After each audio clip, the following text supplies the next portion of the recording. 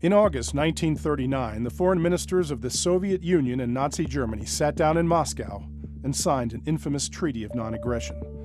Known as the Molotov-Ribbentrop Pact, it contained a secret protocol that carved the region into spheres of influence, paving the way for World War II.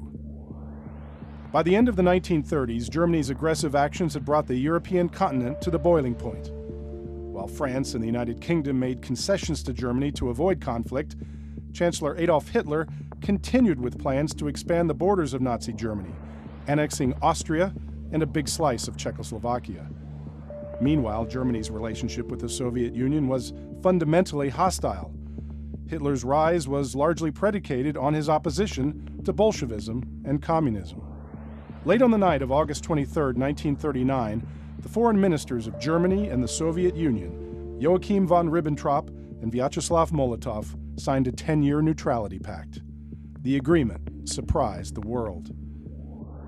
Prior to 1939, it was pretty much unthinkable that these two sides would actually end up essentially in collaboration. For Hitler, it was primarily a short-term strategic arrangement, allowing him to invade Poland without fear of Soviet intervention. Joseph Stalin, however, was more invested in the pact. Besides guaranteeing a beneficial economic relationship with Germany, it was that secret protocol that lured the dictator into signing.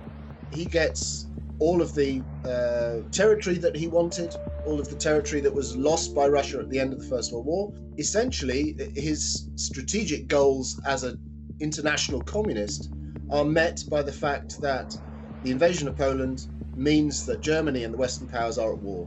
So for him, this is win-win. His two great enemies, the enemies of world communism, are at war with one another. On September 1, 1939, Nazi Germany invaded Poland. 2 weeks later, on September 17th, the Soviet Union attacked from the east. Eventually, all of Poland was divided and occupied. In compliance with the secret protocol, Stalin later also attacked Finland, installed pro-Soviet governments in the Baltic states, and occupied regions of Romania. The three Baltic states and parts of Romania and Finland were eventually annexed into the Soviet Union. The Molotov-Ribbentrop Pact lasted less than 2 years.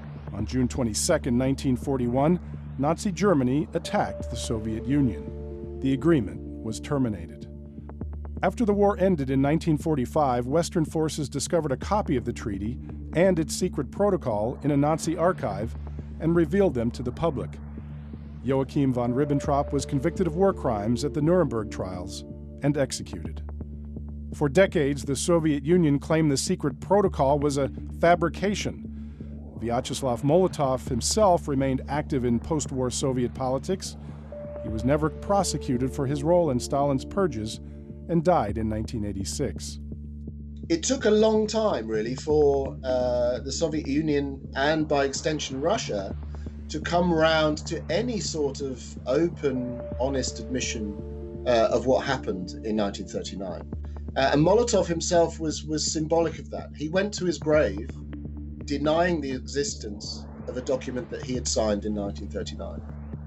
The Soviet Congress of People's Deputies denounced the agreement in 1989, and the Russian Foreign Ministry finally published the documents in 1992.